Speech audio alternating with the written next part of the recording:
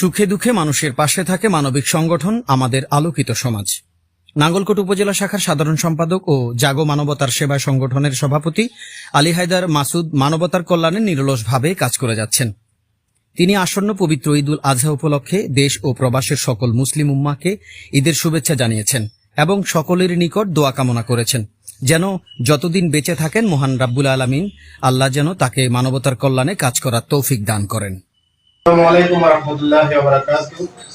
দেশ বিদেশে অবস্থানরত সকল বন্ধু-বান্ধব, আত্মীয়-স্বজন ও শুভাকাঙ্ক্ষীদেরকে জানাই পবিত্র ঈদুল আজহার শুভেচ্ছা ও অভিনন্দন।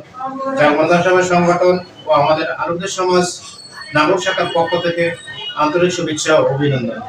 আত্মত্যাগ, সহমর্মিতা, ভালোবাসার মহিমান্বিত বার্তা নিয়ে ফিরে এসেছে ঈদুল আজহা।